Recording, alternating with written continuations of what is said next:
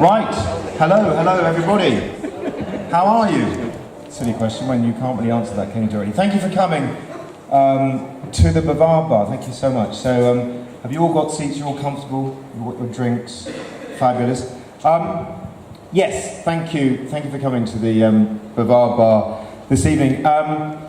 This is only the second time we've done this or I've done this in St Leonard's. I've done it a few times in Eastbourne now, set up this Bavard Bar thing. And every time I do the Bavard Bar, I give a short introduction about different stuff. So when I did we had a Bavard Bar back in June in Eastbourne at a venue there called Printers Playhouse. It's a little theatre on Grove Road in Eastbourne. I don't know if any of you know it. So it's a lovely venue. And at that venue, I gave a little introduction. I did a sort of dry run of a talk I was asked to give at Petra Kucha. Does anybody know about Petra Kucha? Anybody heard of Petra Kucha? It's a night a few people over there. The Diddlewell Pavilion. They've just started doing this thing a couple of years ago. And it's another speaking night. And they asked me to do a talk, and I said I'd do a talk on, hang on, let's go back, on how to survive a music festival, which, and I'll come back to Petra Kucha a bit later on, but my talk was, their talks are very serious at Petra Kucha. My talk was entirely frivolous. It was basically about dancing around in a muddy field and having a shit in a portaloo. So it really wasn't very serious at all. So I did a little rehearsal of that talk at the Bavard Bar in Eastbourne back in June. And then at the Bavard Bar in July, which is literally just about 2 weeks ago, I gave a little introduction. The speakers that night, we've got one of them here tonight, and I will reference him again in a minute, gave some amazing talks, two of them in particular, about some awesome athletic challenges that they've done. Quite incredible achievement. So I thought it would be slightly light-hearted to do a sort of a little resume of some pointless challenges. And I don't know if any of you have come across this, but do you know about this? These guys that they hired a Boris bike from London. They stuck it in their van, and when you take a Boris bike, you've got 24 hours to get it back, otherwise you're subject to a 150 quid fine. They stuck it in the back of a van. They drove it through the tunnel, drove down to the French Alps, bottom of Mont Ventoux, cycled it up Mont Ventoux, put it back in the van, drove back through the tunnel, and they got it back into the docking station at Southwark with 22 seconds to spare. And a completely pointless exercise, but I love it. And I said at the Bavard Bar in Eastbourne, I said, look, if anybody can think of any pointless challenges to do, let me know, and let's try and do them. The next one, has anybody come across this one? This is Race the Tube. Have you come across this? These guys, this particular guy runs from Mansion House to Cannon Street, which is about the shortest sort of distance you can do. And he beat the tube. He got back on the tube at Cannon Street and did it. And in fact, this sort of thing is as an annual event. They do this in September. They race against, I think they sort of do about 4 stations, and and it's a longer trip than this one, but quite a pointless challenge. So, I give these little introductions, and that was what I did at the last one, because the speakers were giving some very earnest, very serious challenges that they had undertaken, and they were quite amazing, so I sort of just took a light-hearted view. But tonight, as this is only the second time that I've done this in St Leonard's, I thought, and thank you so much for coming, there's way more people here than I thought in a million years, as this is only the second time. I thought I should just try and explain what the hell it is that I'm trying to do here, to see if I can, because I get asked questions about, well, what is this Bavard Bar? What are you doing? And so I thought I would take the opportunity just in this introduction to explain a bit about it. Bavard comes from the word bavarder, which in French means to chat. My daughter came up with the name. So this is literally the chatty bar. But I can take no credit for the concept. This chap in the picture is a guy called David Bramwell. Calls himself Dr. David Bramwell. And he hosts a club in Brighton called the Catalyst Club, which celebrated its 13th birthday last week, and I was there. And the Catalyst Club, which has been going for 13 years, and the format of the Bavard Bar are identical. I've nicked the idea. I said to David, do you mind if I nick it? He said, no, go ahead. So I have. And essentially, the Bavard Bar night is the same as the Catalyst. I get 3 speakers, and they will take the stage, and they'll talk about something they're passionate about for 15 minutes each. And then the audience interacts and asks questions, hopefully, if you're interested. And so David's been doing it in Brighton for over 13 years, and he's had they've had over 500 talks there. They've had talks ranging from Marmite to McCarthyism, prisoner of war escape attempts, adjustable spanners. I mean, it's an eclectic mix, but a fascinating mix. And I have been to some amazing evenings there. I've also been to some terrible evenings there, but it doesn't matter, because the point is he gets people together and he gets them to talk about stuff they love, and it's great because people share stuff. So that's what David has done in Brighton, and as I say, he's been doing it for 13 years.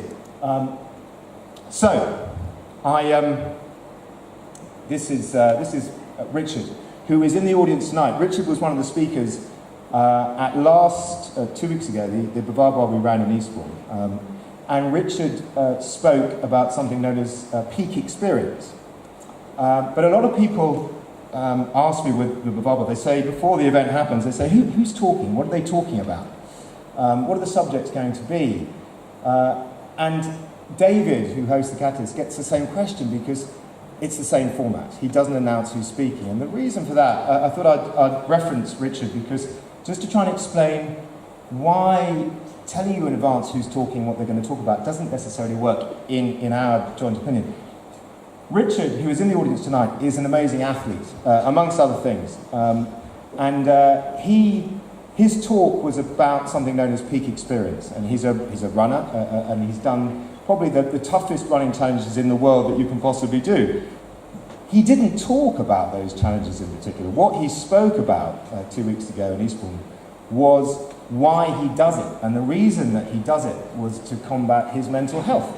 And that resonated so hugely with the audience that night that I think it was probably one of the most moving talks we've yet had at a Bavard Bar. There was another runner talking that night as well, and he spoke about his endeavours to run up and down Penny Fan and Brecon Beacons. And that was also amazing. But Richard's was really, really terribly moving. So I thought I would just reference it and explain that after the night, 2 people came up to me and said, Tim, that was a fantastic night, loved it. But if you had told us that 2 runners were going to talk, we wouldn't have come. And that's, I suppose, my point. We know what we know, don't we? And we don't know what we don't know. So we make judgments about stuff. And this is the idea of the Bavard Bar, is that we hopefully we hear from each other about stuff that we maybe didn't know before, and maybe we take something from it or not, as the case may be. You'll have seen in some of the flyers that in trying to promote this event, I've kind of taken different angles to sort of get the message out there, try and say what it's about. And I've come up with the TED sort of link, because it is kind of like TED. Do you all know what TED Talks are about? I guess you do, because you're here. But TED stands for Technology, Education and Design. It started, funny enough, in 1984 by a guy called Richard Vernon. He started it in the States.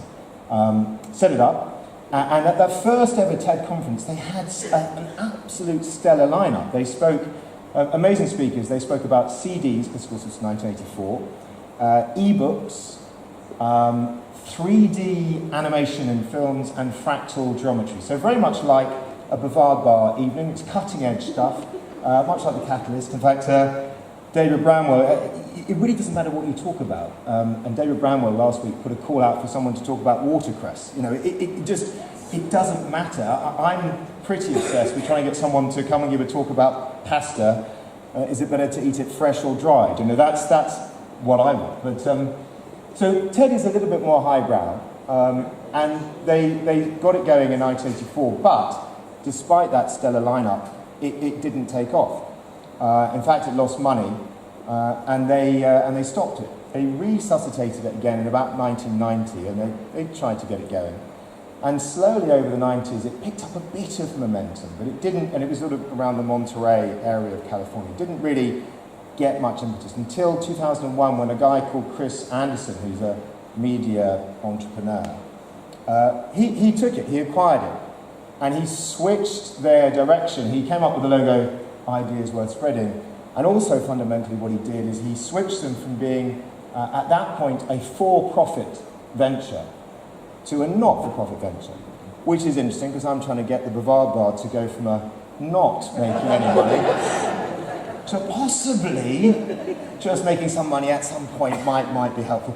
But it doesn't matter. Anyway, that's what they did in 2001. And then the other thing that Chris Anderson did was that he filmed the talks and he posted them online. Anybody recognise, I'm sure you do, Sir Ken Robinson?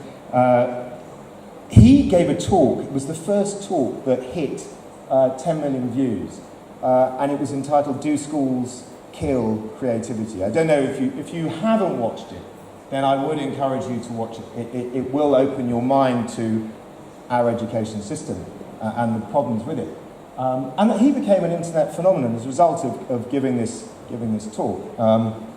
And other talks have followed. But one of the things about TED is that they draw their speakers from a very narrow elite band of so-called experts.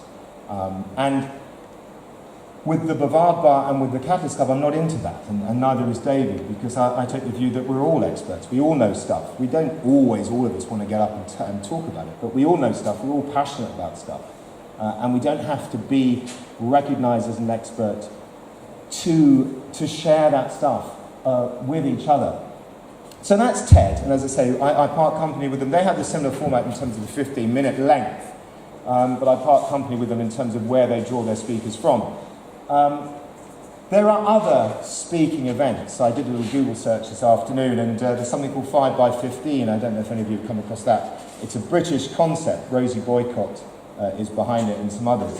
5 talks, 15 minutes each. But again, they look for speakers who are someone. So it's slightly different. The format in terms of the speakers and the length of the talks is the same, but where they get the speakers from is different. The Moth, has anybody heard of the Moth? That's a little more similar in the sense that there is no elitism in terms of who speaks, so anyone can take the platform, but it's in New York. It's an American concept that does have a bit of a foothold in England, but in the UK, but it is American. And the other thing about the Moth that I'm not so keen on is that they have a very rule-based structure. It's very highly curated talks, very rehearsed, and they have lots of rules. You can't have a script, for instance, you can't have any notes and all that stuff. And I think, well, actually, why can't you? Why can't you have, if you want to give a talk and you want to read from the script, why shouldn't you be able to do that if you want to do that? So anyway, but the Moth is what it is. Petra Kucha. Have you come across Petra Kucha? I referenced them a bit earlier in terms of giving that talk about dancing around at music festivals. They're going now in the Dilawar Pavilion. They've been going there for a couple of years, but they started in about 2003 with some architects, Klein and Dytham. I think they came up with the concept. Their concept is 20 seconds. The speaker will talk for 20 seconds to 20 slides. But they are incredibly they control the speaker very much. They're very controlling because the slides move along at 20 seconds intervals and the speaker doesn't have the clicker. So they just move along wherever you are in the flow of things. And it's about 6.5 minutes in total. And it's a little bit too structured for me. They kind of call it the elevator pitch, but I sort of think, well, actually, if you're in an elevator for 6.5 minutes, you know, there's a major problem there. You're actually probably broken down. So anyway, but it's a slightly different format to this. It's more structured, it's more controlled, but it is what it is. There's loads of these things out there. The Bavard Bar, however, is different in that it is, as I say, it's designed for us to hopefully share what we love with each other, and there are very few rules. The only rule really is 15 minutes-ish because I sort of think that 15 minutes is about the length of time you can speak for before you start to fall asleep. And if it's much shorter, then you're not going into enough detail, really. On which point, recognising that I've probably gone on enough with this introduction, I now need to do the big reveal about who's talking tonight. So I can tell you that we have, first up we have Anne Carus, who is going to, I need to read this, Anne, because I need to get this right. Anne is going to talk about 5 things you never knew you didn't know about a country you've never heard of. So that's brilliant, that's perfect. And in fact, Anne is an absolute classic Bavard Bar devotee. Can I call you a devotee, possibly? This is my second time. Second time to the Bavard Bar, but it's only ever been here twice, so that's that you're a devotee. Anne was in the audience on the last occasion, and she was inspired, then she contacted me and said, actually, Tim, I'd like to give a talk. So there you go, no pressure, but if you feel you want to, if you've got something you want to share, unburden or whatever, then come and speak to me. So we have Anne, who's going to speak. We also have Dr. Joanne Bichard. Is Joanne here yet? Yes, brilliant, fabulous. So Joanne is going to talk about, if I get this right, potty mouth, telling tales about toilets. I think I've got that right. Fabulous, so that's excellent. And Joanne is going to go last. And then we have a slight change to the schedule, which is because we had a speaker pull out at about 4:45 this afternoon. I had a full head of hair this afternoon, and I don't anymore. So we did have a speaker, but unfortunately he can't make it. So I will be giving a talk about something that I'm passionate about, which I'll tell you when I speak. But I'm going to shut up now and head over to Anne Carus. Thank you.